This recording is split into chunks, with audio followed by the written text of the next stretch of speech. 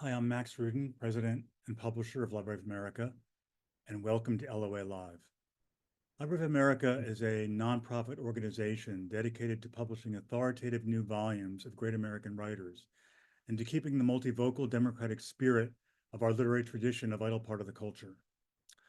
A warm thanks to LOA members and all of you attending tonight for supporting our work and these LOA Live programs. A special thanks to our promotional partner for this evening's program, the Association of Literary Scholars, Critics, and Writers. In 1925, the trial of John T. Scopes, a young schoolteacher who volunteered to test the law banning the teaching of evolution in Tennessee schools, became a national cause célèbre. The case pitted fundamentalist religion against science, social conservatives against liberals and social progressives, rural America against the growing cities, the Midwest and South against Northeastern elites. It was an opening salvo in a culture war that's very familiar to us today. 1925 was also possibly the greatest publishing year in American literary history. The year of Fitzgerald's The Great Gatsby, Hemingway's In Our Time, Dreiser's An American Tragedy, and Alain Locke's The New Negro, which heralded the Harlem Renaissance, as well as books by Sinclair Lewis, John Dos Passos, Willa Cather, and Gertrude Stein. How do these books, most of them published in New York City, where modern literary, cultural, racial, and sexual attitudes were incubating, how do these books connect to the ferment roiling the country? And how do they speak to us now, when two Americas once again confront each other across a bitter cultural divide? Joining LOA Live to discuss these and other questions is acclaimed historian and literary scholar Brenda Wineapple, author of the new book, Keeping the Faith: God, Democracy, and the Trial That Riveted a Nation. A rave review in the New York Times called it History at its Most Delicious. Her many other books include The Impeachers, The Trial of Andrew Johnson and the Dream of a Just Nation, and Ecstatic Nation, Confidence, Crisis, and Compromise, 1848 to 1877. For Library of America, she's edited a collection of John Greenleaf Whittier's poems and the volume Walt Whitman Speaks, his final thoughts on life, writing, spirituality, and the promise of America as told to Horace Traubel. She joins us from her home in Manhattan. Brenda will give some remarks, and then we'll open up the conversation to your questions and comments. The Q&A button is on your menu bar. And if you have a question or comment, please, if you like, let us know your name and where you're viewing from. And now, please welcome Brenda Wineapple. Thank you, Max. Thanks, all of you whom I can't see, but I assume you're here. It's a delight to be here and to, excuse me, talk about the Scopes trial and also talk about a little bit what was going on in 1925, including these wonderful books and some others that Max just mentioned. Just to back up a little bit, the Scopes trial was in 1925, the summer. It was called the trial of the century. And if that means anything, what that meant to me is that competing ideas about what it means to be an American and what it means to live here in a democracy are really thrashed out in the courtroom. Otherwise, why would it be a trial of the American century? But as I said, just to get us all on the same page, as you probably know, in 1925 there was something familiarly called the Butler Act, which was passed, excuse me, in Tennessee by the Tennessee legislature. And what it basically said was that you can't teach evolution, as Max said, that it denied the story of divine creation in the Bible and taught instead, which was what was being banned, that we're descended from a lower order of animals. This seemed odd to me, when I thought about it a little bit more, because evolution is, we know, Darwin's books were published in the middle to, yeah, the middle of the 19th century. But what this trial did, and the reason I think it was called the trial of the century, is that it really brought to a head two main cultural and later, and now political groups. On the one hand, you had the fundamentalist, which, to just put it simply, read the Bible literally. And the other group, called the modernist, not necessarily what we think of as modernism in literature and art, although it's linked. Excuse me, the modernists read the Bible more as poetry. They were a more liberal uh, branch of the Protestant clergy, and they congregated around certain ideas that we do associate with modernism. Excuse me. There was another group that was involved too, in addition to these two poles, and that was the American Civil Liberties Union, which is still around today. It was pretty new in 1925. It had only been founded 5 years earlier, and it had been founded to protect civil liberties. And to the ACLU, the Butler Act violated the guarantee of religious liberty as stipulated in the Constitution. So what they did is offer to defend anyone willing to test the law by breaking it. And it was John Scopes, a young biology teacher in Dayton, Tennessee, who also happened to be the football coach, which is, I suppose, relevant to today. He stepped up and said, you can't teach biology without teaching evolution. At that point, the fundamentalists asked William Jennings Bryan, three-time presidential candidate, to prosecute Scopes. Bryan at the time was very well known. He'd been Secretary of State under Wilson, and he was eager to take up this cause. He said, for example, that this would be a duel to the death for or on behalf of Christianity. Opposing him was a man named Clarence Darrow, who was very famous in his own time and up until maybe even the present. He volunteered to defend Scopes pro bono. He was a labor lawyer, a criminal lawyer, and a very, very famous at the time agnostic, who said we all have a right to worship or not to worship. And he went to Dayton, Tennessee, as did Bryan, and he said to fight bigots and ignoramuses and fanatics from controlling education. Okay, that's just the background. We all know that. But when I begin a book, I always begin with a question. And in this case, it was a simple question, really. It was, what was going on here? Was this really the circus that it was made out to be? It was familiarly called at the time and subsequently the monkey trial, where nothing more important than hot dogs and ice cream would be sold and a boost for the civic economy. My question was, well, if that's all it was, why were these two celebrated figures called to battle? And why was the trial covered internationally and certainly coast to coast in the United States? And was it really about evolution, which technically speaking, nobody really understood? Nobody understood the actual science of evolution. And evolution, as I said, had been around for a long time. It had been as accepted, say, as the theory of gravity. So what I wanted to do is open up the framework, kind of get what we call today kind of a wider lens on the 1920s, and in particular 1925, because generally speaking, I find that literature and history are really very tightly woven together.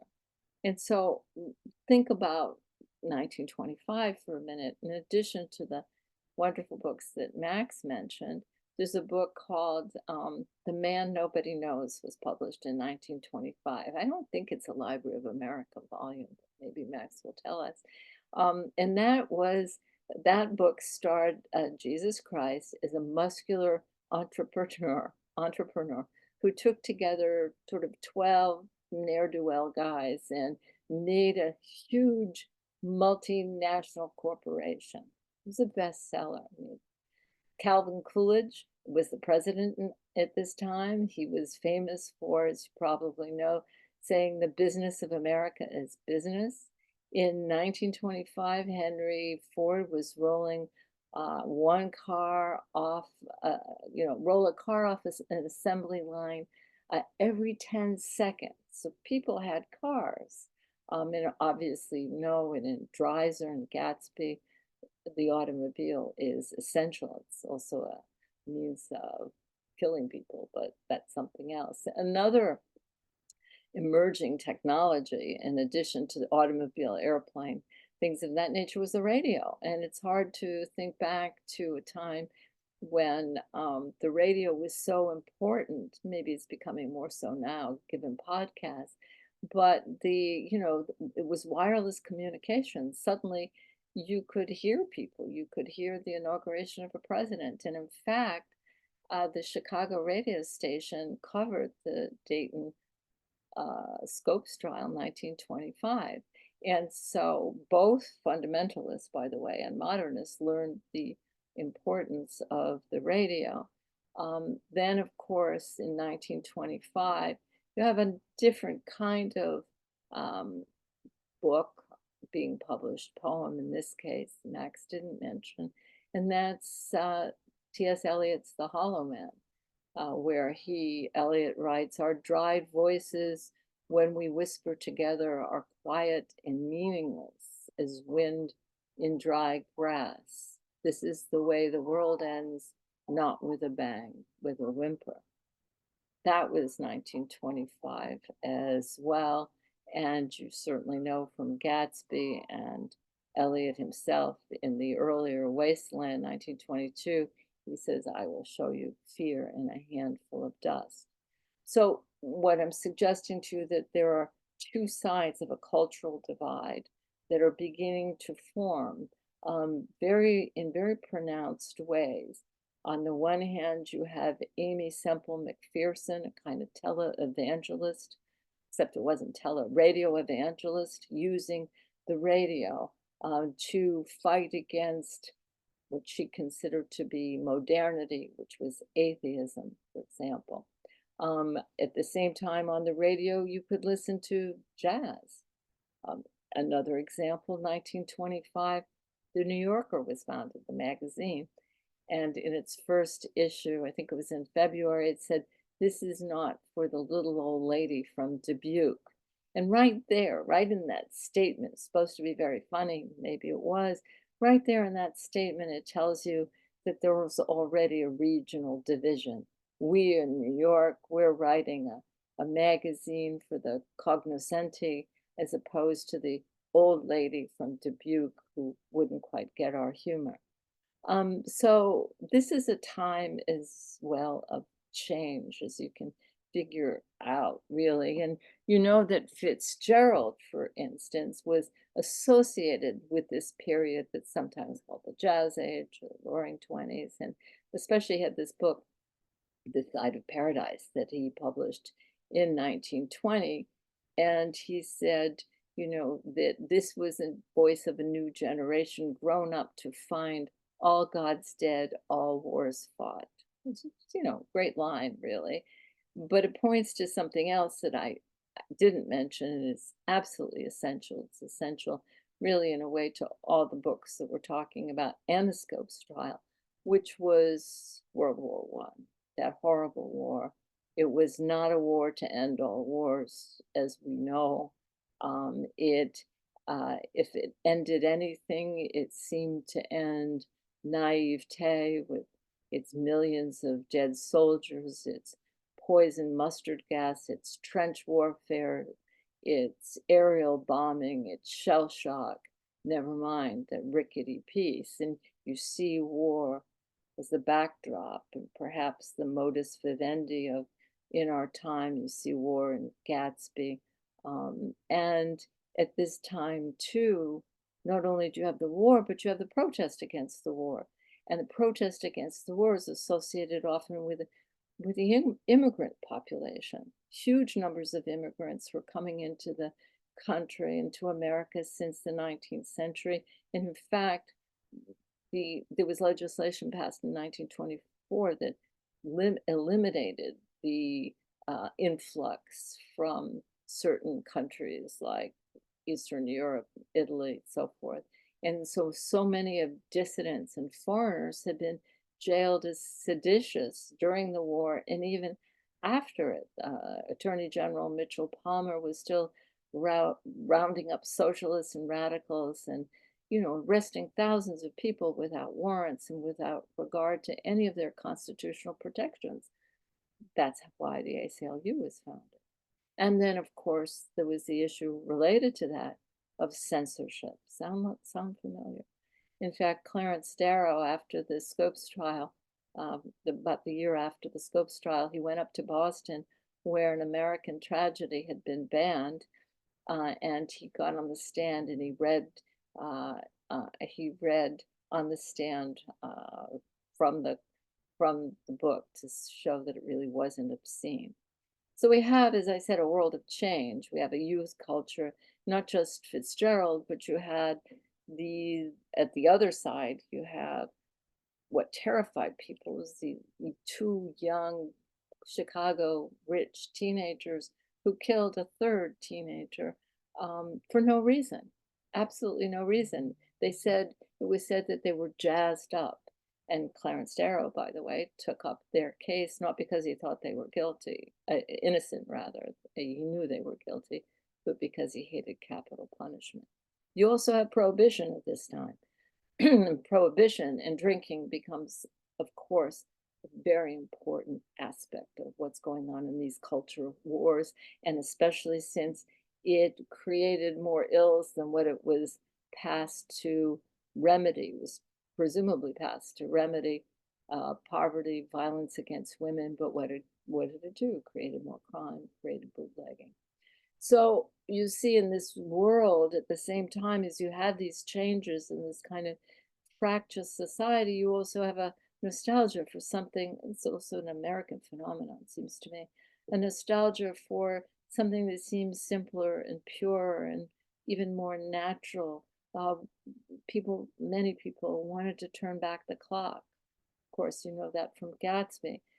Can't repeat the past? Well, of course you can, says Gatsby to Nick. And it seems to me that one of the underlying aspects of Hemingway's in our time is, of course, nostalgia there too. And William Jennings Bryan, circling back around to the Scopes trial, represents a kind of nostalgia, but at the same time, it's only fair to say that he was a progressive.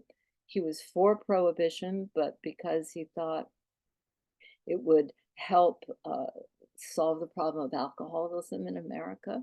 He had always been on the side of the common people against plutocrats and monopolies. And he was, in a way, although I'm sure he never read Theodore Dreiser, very much like Dreiser in that he's pushing against social inequities. But he hated social Darwinism, which he understood to be survival of the fittest. He confused evolution with social Darwinism. So he thought, that was a heartless way to run a country in terms of only the fit survive and the people who are rich deserve to be rich. This is where he was a commoner. He hated eugenics and social engineering, which Darrow did too. And what he really hated was that horrible war that he felt was brought to a head, which social Darwinism had brought to a head, where Germany, and there's a kind of inhumanity of people fighting against people that had no more morals, no more moral center. And he wanted to recreate a moral America by decree, if necessary. So he understood science to be associated with war, survival of the fittest, and things like that. Darrow, on the other hand, I'm just using these two as exemplars, but Darrow really believed in democracy, free thinking. He wore a lapel in the courtroom that had LLL on it. It said live and let live. He was an early founder of the NAACP. He defended the rights of Blacks, union organizers, socialists, pacifists, bomb throwers, you name it. He was against any kind of social control. And in fact, right after, also the year after the Scopes trial, he went to Detroit to defend a Black family that had defended itself against a mob, a white supremacist mob that wanted them to move out of the neighborhood. In this particular case, too, what you have going on in the backdrop here is the Ku Klux Klan and the kind of anxiety that is represented, I think, in Alain Locke's call for a new Negro, or is saying that there was a new Negro.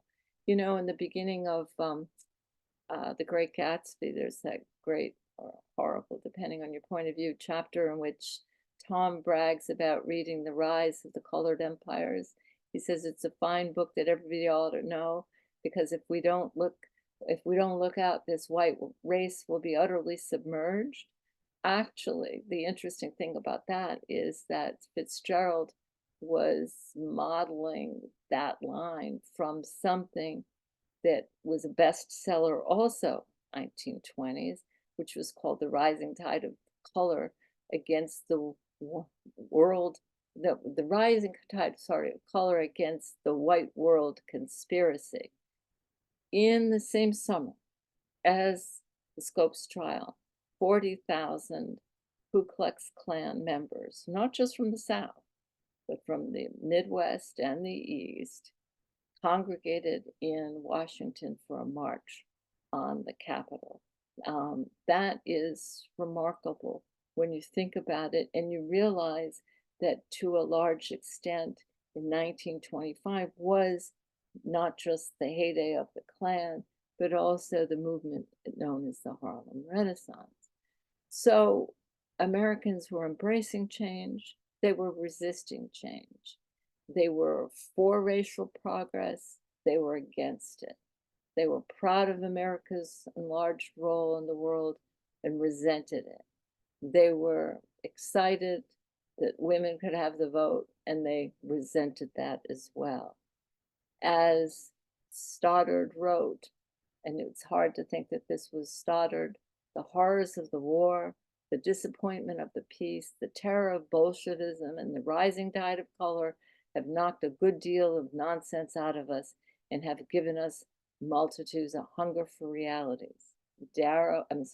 Brian represented a desire for those so-called God-given realities. Darrow was willing to take democracy forward and have us discuss what realities are important. So when we have here the Scopes trial, I think for me was an indication how men and women were trying to make sense of themselves in a nation, a relatively new nation, entering a modern century.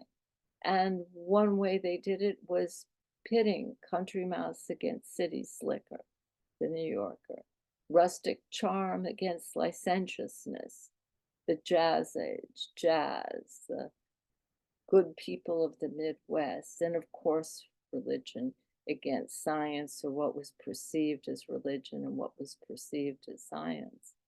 A British journalist coming to America covering it encapsulated this anxiety that America since the war has been prey of a multiple terror: fear of the European alien, the Black person, the Asiatic, of radicalism, labor, Bolshevism, fear of all of this. So to me, the Scopes trial actually dramatized, as I said, burning issues of that day, but as Max suggested, relevant today as well.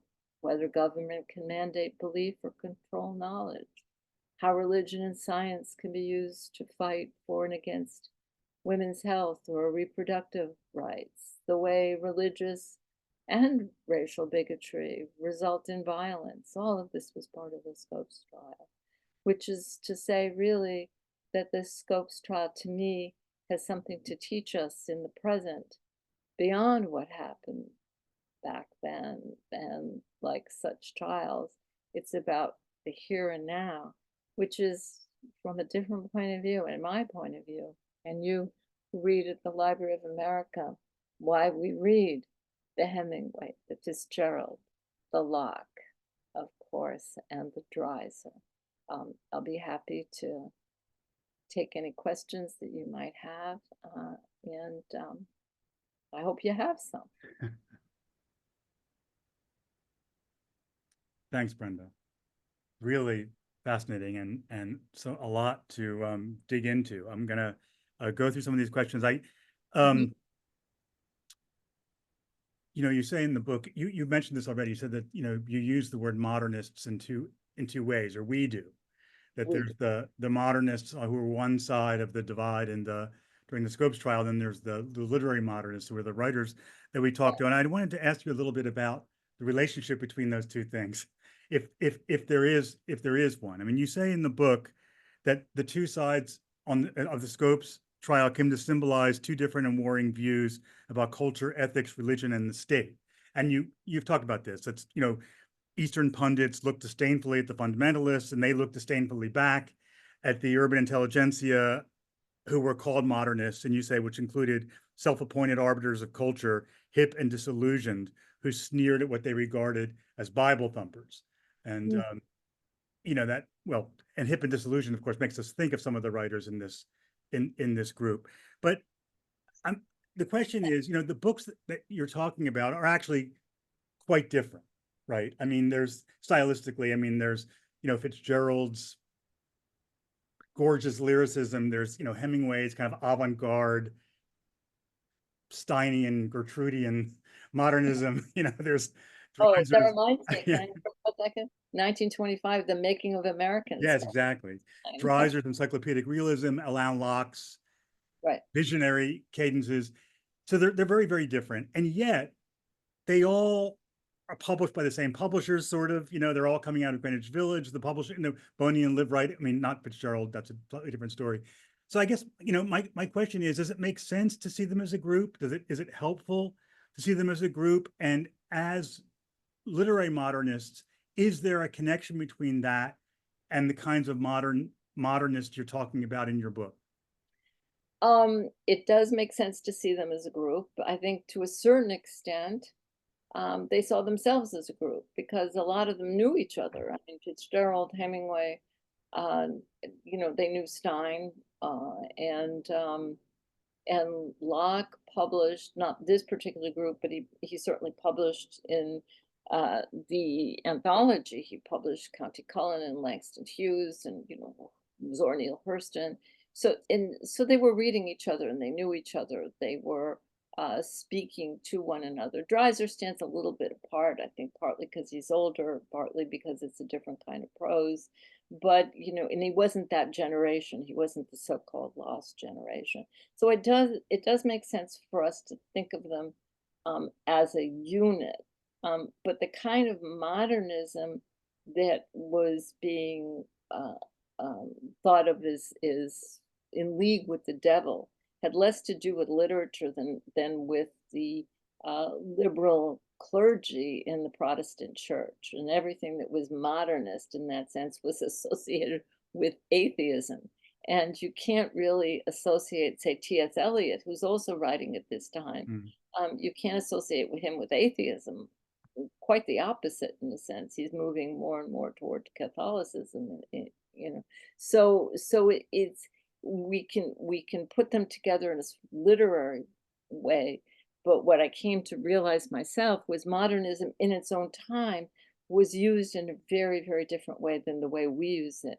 When I think of modernism, I might think of Picasso and Matisse, in the Salon at Stein's, but I don't necessarily think of it as the schisms that were going on in the church and the fact that those who seem to be modern, Clarence Darrow seemed to be modern, but in some ways, both he and Bryan at the time were considered also to be old men, old white men, in fact. So it's complicated. Those terms get kind of fuzzy.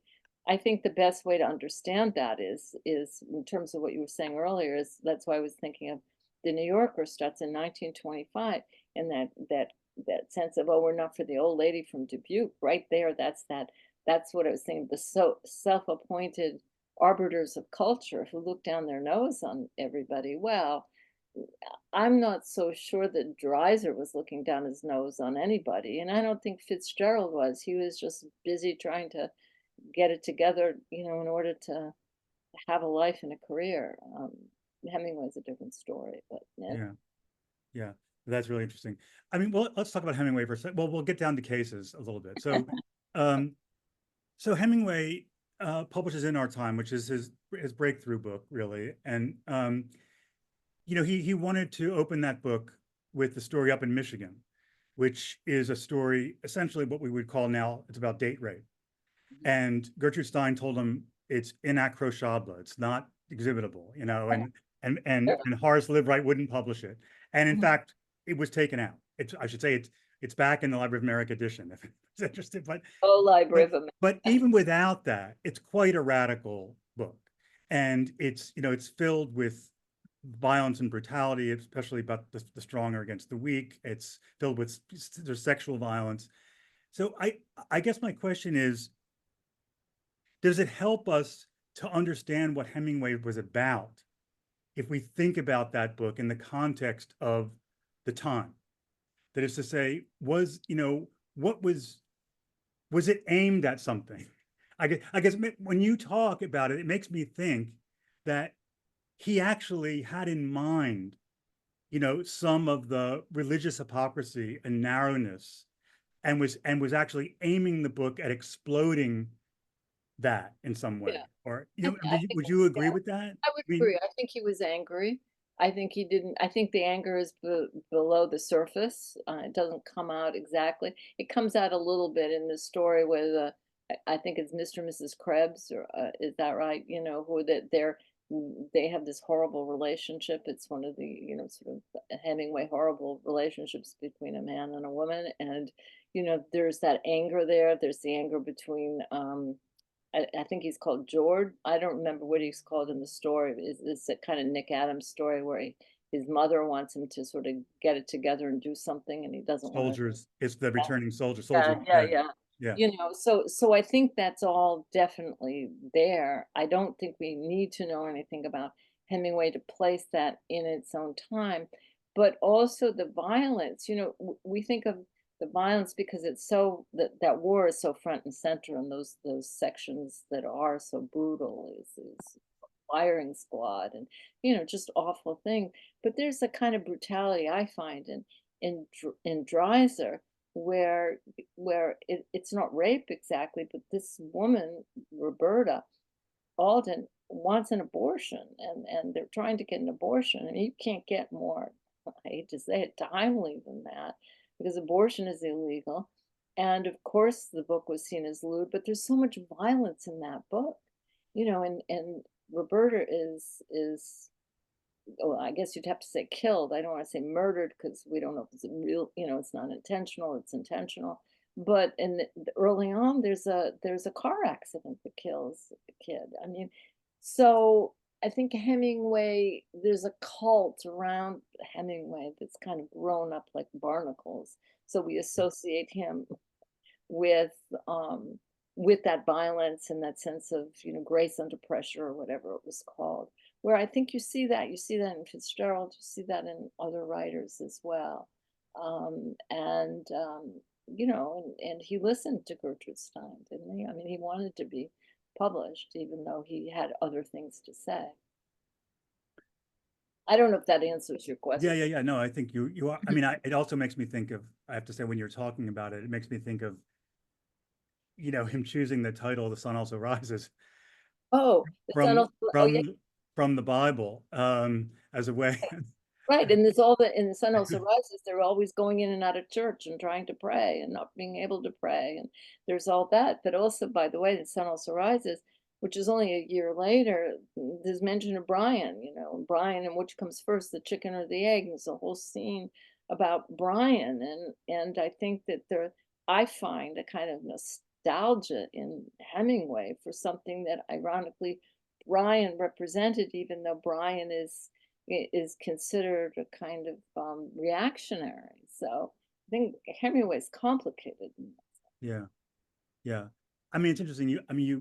You pointed these things. I mean, you know, the characters in Sun Also Rises and the characters in The Great Gatsby, for that matter, are reckless and out of control and kind of rudderless, and the kind of careening, around. And also, there's kind of, as you say, a kind of a wasteland quality to a Mhm. lot of the books of these writers, and and in a way, the world that they depict is the world that Brian is complaining about. I mean, is the modern world that Brian is trying to is making a case Right. against. And It so is I guess one thing I would like to hear you talk. I mean, aren't these writers who are kind of the radicals, who are the modernists, aren't they actually making the case for the prosecution, so to speak? You know what I mean? It's yeah. like, I mean, isn't the world that isn't the kind of the loveless and violent and in some ways kind of post-apocalyptic feeling, like in Big Two-Hearted River, isn't that exactly the world that that Brian and his cohort are saying is not the world we want to live? That's not the world we want to live in, and here's the way out of it. Well, there was his way out of it for sure. He did want to get that way out of it. I don't think the writers we're talking about would have seen. Maybe I would still accept Hemingway, but you know, maybe that's my problem. But I don't think that they would have chosen the Brian way out of it. I mean, they are in some sense social critics. They are indicting America, you know, especially post-war. But you know, Dreiser in American Tragedies indicting the the pastor at the end of the book who won't help Clyde out because he goes by the letter of the law rather than the spirit of Christianity in that sense, and so he's awful, really. I think in Dreiser's point of view. So they may have similar attitudes or similar diagnosis of the problem, but they have very different solutions. When Darrow said one thing that was interesting at some point, he said, you know, he had supported World War One. He came to realize, or we'd call it today, he evolved that it was probably it was the wrong thing to do. But he said, and this was in his defense of, you know, not giving Leopold Loeb the electric chair. He said, but we now have inherited a world of violence. You know, the war has steeped us in so much violence. So his solution of a kind of post-war wasteland, in a sense, was not to go backward by any means at all. So it wasn't the only way, and you could argue in terms of literature, maybe not so much in content, but in terms of form, that is a push forward in terms of form. That's where people like to say, "Oh, Hemingway, you know, it's new aesthetic form," and that's what Alain Locke is talking about. These are new forms. We have an opportunity here. The world has opened to us as Black men and women. He's saying to create new forms because we're proud of ourselves and we have something to say in that way. So these were different solutions to a problem that was definitely seen in Alain Locke himself. I mean, he knew the world he was living in. I mean, he wasn't naive, and in the people that he was promoting, whether it was Hurston or Jean Toomer, they too understood the kind of bigotry in the world that they had in America, but they were moving in a different direction with. Yeah. So, so yeah, there's a little bit of Brian in all of these writers in a sense in terms of the diagnosis, but Brian wasn't really. Brian was good at diagnoses. I mean, he was a progressive. I mean, he really did fight for a lot of progressive reforms in Yeah. the early part of the 20th century. Yeah. Uh, Well, and as you say, I mean, Brian's attack on wealth inequality yeah, resonates heavily with not with Dreiser and also with Fitzgerald. I mean, absolutely. I mean, the people who get it, the victims, and the victims of all the activity in the Great Gatsby in the end are the Wilson, the poor, well, and That, Gatsby himself, of course, and Daisy and Tom get off scot-free. They unscathed. The yeah, wealthy. exactly. Um, yeah, Absolutely. They're just sitting there with their, I don't know, their roast chicken in the kitchen. It's, have and in that huddle, and everybody else, their lives are destroyed, really. And in Gatsby, partly because he believed in that myth of America that's no longer viable. Early to bed, early to rise. That whole sort of self-invention. That's what Clyde Griffith and Dreiser's trying to do. He's trying to reinvent himself, but the models that he has are horrific. There are no real models, and of yeah, course, he's never allowed into any society, and he's doomed himself. I mean, I'm not sorry to see him go in a way, but I guess I am. But Dreiser, I think it's a wonderful novel. But yeah, I mean, Dreiser in that novel changes my point of view against my own will about Clyde, which I think is a hallmark of really terrific yeah, book. yeah, yeah. Um, it makes me think of something else, which is you talked about, the urban rural divide, and you talked about the Midwest versus the East. And what's interesting is that yes, all these writers are published in New York, but 3 of 4 of them are Midwesterners. Right. And as we know, I mean, Fitzgerald, Minnesota, and him, so and Dreiser, Indiana, but and the urban rural Divide. Yeah. divide dichotomy plays out interestingly in the work, right? And I'm curious if you have any thought. I mean, because of course, famously in Fitzgerald, there's when they go west and there's the train going into the snowy night. That's like the antithesis of the parties in Long Island, Right. and in Hemingway, and in some ways, the big two-hearted river is the Oh, sure. antithesis of the. Um, so I'm wondering, and how do you see that? I mean, yes, there are yes, they're New Yorkers, and yes, they're part of this intellectual elite, and yet they seem to have a lot of allegiance in some ways, as we've already been talking about a little bit, to Yeah. the heart of the country, to the Midwestern values that in many ways you wouldn't necessarily associate with Well, them. again, I'd have to exempt or put aside Hemingway.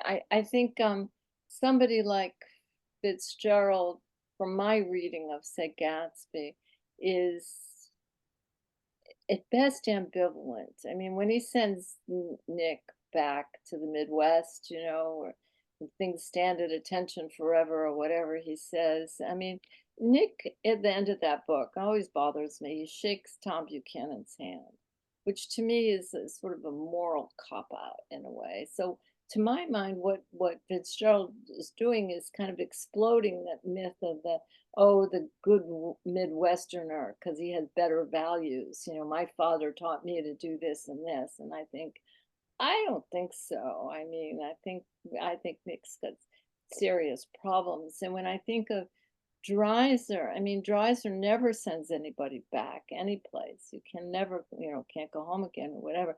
I remember in Sister Carrie, much earlier book, but a wonderful book.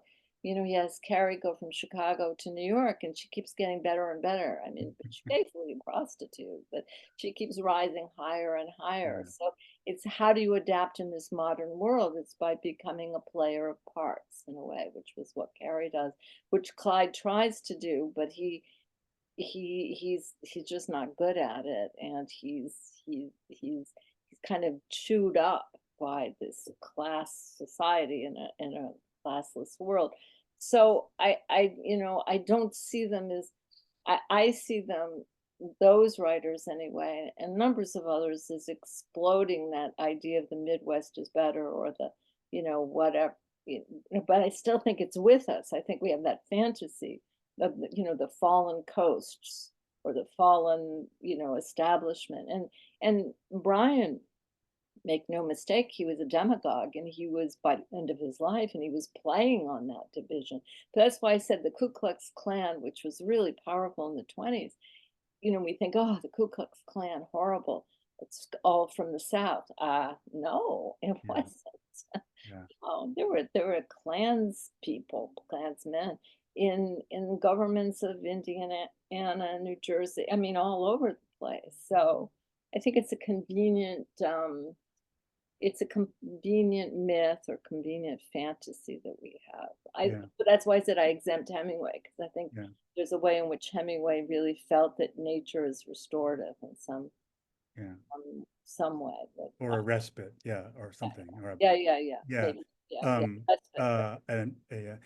yeah, Let's just talk quickly about, you mentioned Ku Klux Klan, and yeah. the issues of race have a complicated relationship to all this. I mean, that is to say, it's not an explicit issue in Scopes, and yet both Brian and Darrow are heavily involved in racial issues in different ways.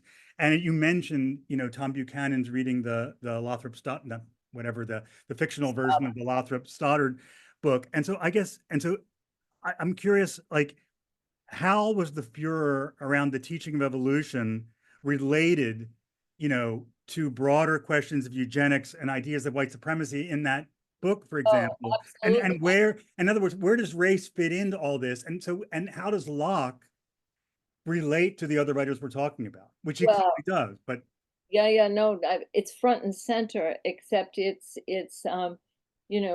not spoken.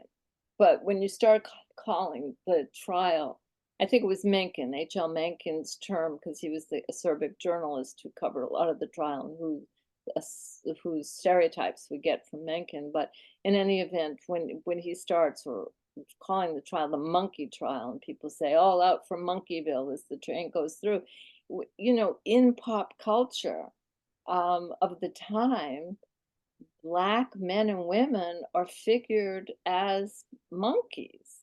Everybody knew at the time. So we don't know. We lose that sense. But what was at stake? What was at stake is, if if God created people in Brian's image, as he thought, right? He was creating Adam and Eve as nice white people, and that they were at the top of a kind of hierarchy, basically. So that once you get into that's not evolution, that's not how things evolved, that we're all descended from a so-called lower order of animal. We come from amoebas and so forth and so on. There are no racial hierarchies anymore. mm, And the Black press, by and large, knew this. They knew what was going on. They knew it was at stake. And Brian, who'd moved to the South, he was hawking real estate, but that's another story. He definitely, I think he wanted to be president again, and at the next election, 28. But he definitely wanted to be a senator from Florida, if nothing else. And so he was pandering to sort of the Southern white democratic supremacist culture. So he wouldn't condemn the Ku Klux Klan at the Democratic National Convention in 1924. And everybody's up in arms. The Ku Klux Klan is outside Madison Square Garden. The governor of New York, who's running for president, Al Smith, he condemns them. They're burning Al Smith in effigy, and Brian won't do anything. So everybody knew that about Brian. Brian lost a lot of popularity for it. And as I mentioned before, I won't be too long-winded, but Darrow was coming from a very, very different place.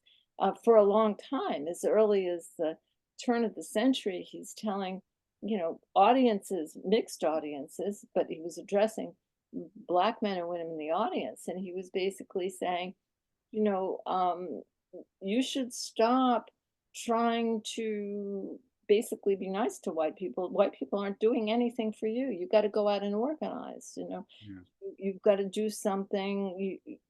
Protest whatever. And so John Brown was one of his heroes, basically. And as I mentioned, right after the Scopes trial, he goes to Detroit to defend the Sweet family.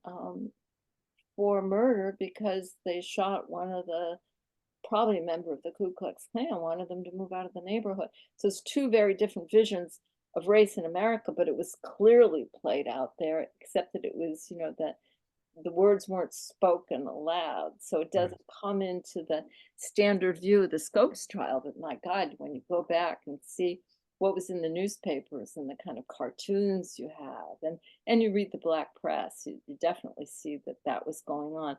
Alain Locke, as far as I know, doesn't directly address that, but certainly everybody in that anthology definitely knew. And Darrow was friends with, he knew the people like he knew Langston Hughes, and he knew others that were in that anthology. Yeah. So it's definitely there. It's an interesting thing Yeah. It's fascinating. that we Yeah. just tend not to see it, or we have Mhm. tended not to see it Yeah. because it looks invisible. Right. Well, it's interesting. I mean, it reminds me of the 60s a little bit, in the way that countercultural things and civil rights things were kind of Yeah, were mixed up together. We're part of the same culture, is what I mean to say. yeah. So we have several questions from audience members, and I'll throw them out, and you can decide which ones you want to respond to. James Rochow, and I apologize if I'm not pronouncing your name correctly, asked about H.L. Mencken's role in all this. So I bring him up because he's, of course, a Lover of America author. He says Mencken is, of course, the most famous reporter at the Scopes trial, and he was a leading proponent of Dreiser's work. So Definitely. how does all that? He's asking how all that fits together. And if you, maybe you'll answer that first, and then I'll go on to Yeah, another. yeah, sure. Oh, I'll Yeah. answer that. Oh, Mencken went to the trial. Mencken is largely responsible for seeing it as a circus. Mencken was, among other things, there are less savory. He's a wonderful writer, very funny writer. Wonderful sentence by sentence. But he was an equal opportunity hater. He despised Brian. Brian was sort of the king of the boo-boozy, or whatever word he coined for the South, which he Mencken coined the term Bible Belt. So it gives you a sense of his perspective on all of this. Although he did find the people of Dayton actually surprisingly hospitable and nice to him, even though he was excoriating in his views of them. He was proudly German American, and um, part of his alliance, if you will, with Dreiser, whose works he largely liked, some of the later novels not so much, was also because both of them, Dreiser and Mencken, felt the anti-German sentiment, during World War One, the lead up to World War One, was absolutely reprehensible. So Mencken was an elitist in many ways, and he came to represent also that kind of so-called modernism, even though that was very, very conservative in a way that a lot of so-called modernist writers wouldn't be thought of. But he was very important in sort of shaping our view for many, many years, decades, I think, of the Scopes trial as, sort of idiocy run amok. Well, you've talked about Mencken and a little bit about the media feeding frenzy around, and there's a question from Lori Baker, who asks, what was the federal government during this time? Did the political parties align along the lines of the two sides that you're talking about? That was one question. And then related, also, were there conspiracy theories then as now? And was there national media then like there is now? Uh, Well, it's hard to say, was there a national media? Media was different in a way. I think of radio as the kind of social media of the day, although that's kind of an exaggeration because radio was so prominent and more and more and more people had radios, certainly. But one of the differences in the press was that there was so much press. There was so many newspapers. There would be a morning and afternoon, evening edition. There were local newspapers. So the trial was covered by some of the best journalists that were writing at the particular time. Were they partisan? You bet they were. There was never a time, I think, in America where the press wasn't partisan, to lesser or greater extent, but it was definitely partisan. In terms of conspiracy theories, I would think that the more extreme fundamentalists were, they had a sense that that people who taught evolution in the schools were grooming children to be atheist. If you want to call that as conspiracy theory, you wouldn't have called that then conspiracy theory, but in the terms that we use it now, yeah, I guess you'd have to say that in some sense. You could just call it kind of anxiety and paranoia too, but certainly it was there. And I think the third part of the question, if I remember all the parts, what had to do with the political parties line up. Well, no, it's hard to, the Democratic Party of today is not like that Democratic Party of 1925. And as I said, Bryan was a leader in that Democratic Party, which had a progressive wing, not necessarily pro-Bryan, but there was a progressive wing. And Republicans, even though they were the party of big business and later Hoover and what have you, at the same time there was a progressive wing, the Teddy Roosevelt Teddy Roosevelt wing of that party. So I can't really say that they line up sort of, because the parties were divided. Guess what? Oh, parties were divided, but they were divided within themselves. And so, people wanted to get Bryan out, but you really couldn't get Bryan out. In 1924, they couldn't get rid of him. They would have liked to have, but what they did is they put his brother on the ticket. It's like, what are you thinking? Anyway, I hope that answers your question. This is, I think, is a quick, maybe even yes, no one before we, I think, move into our answer. Anne Ching, who's writing from Sydney, Australia, wants to know, did Bryan, it's about Bryan and racial attitudes. Did Bryan take a stand against eugenics the same way he took a stand Yes. against Yes, both he and Darrow hated eugenics. They hated social engineering. That's, as I said, Bryan's complicated.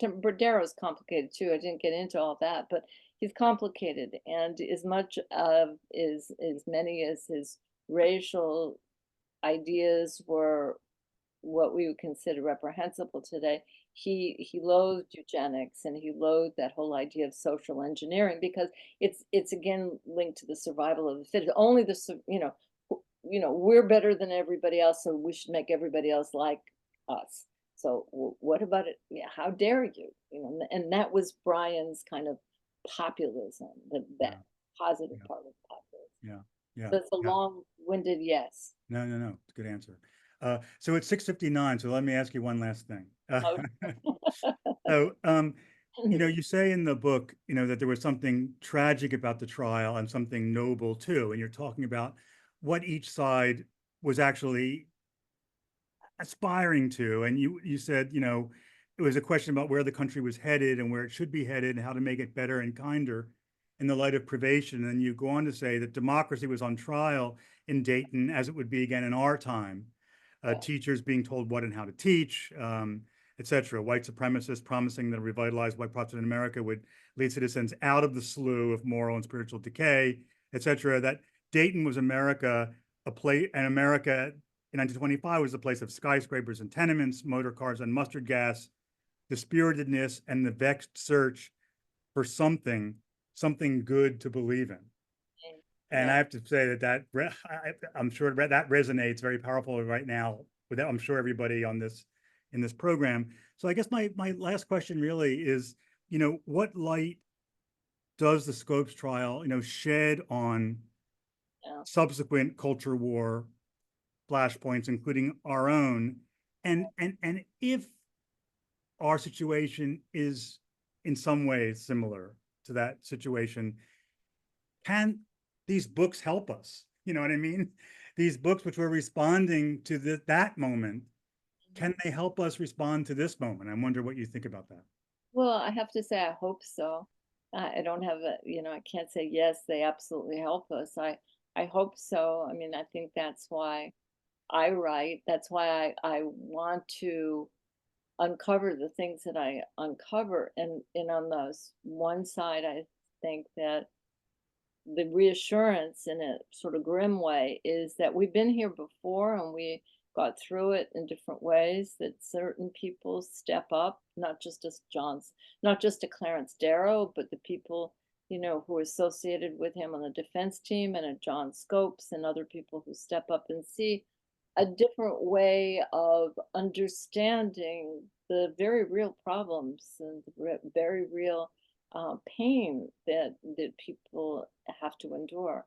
And so I think so that's one part, and I think it also makes us more vigilant. And the fact that we have to be more vigilant is part of, I guess, the tragedy. But the fact that we can be, and that we can see that we're part of something larger, and there's something larger to fight for. I think that I find that reassuring, not hopeful, but reassuring. Can't. Thanks, Brenda. Thank you Thanks for so having me. much for inviting me. It's a real pleasure. You've been listening to Brenda Wineapple discuss her fascinating new book, Keeping the Faith, God, Democracy, and the Trial That Riveted the Nation, and the Momentous Year 1925. Please join us for forthcoming online events from Library of America. Later this month, we're excited to offer a 4-session online course with best-selling New Yorker writer Adam Gopnik, The Paris We Dreamed, The Paris We Made, American Writers in France. Details and a link to register can be found on our website, loa.org, where you'll also find information about LOA editions of Fitzgerald, Hemingway, Dreiser, and Harlem Renaissance novels, and links to purchase those and other editions of Great American Writing. And the link, if you're interested for the Gopnik course, will also be dropped in the chat. The LOA Live series is made possible with support from Library of America members and viewers. We're grateful to everyone here tonight for joining us. In the next day, you'll receive by email a private link to a video of tonight's program on our YouTube channel, where you'll also find recordings of previous LOA Live events. If you're not already an LOA member, please consider joining. LOA members receive special discounts, invitations to exclusive events, and other benefits while supporting Library of America's nonprofit work. You can learn more at loa.org/membership. Thanks so much again to Brenda for a wonderful and fascinating program tonight, rich program, and have a great evening. Thank you. Good night.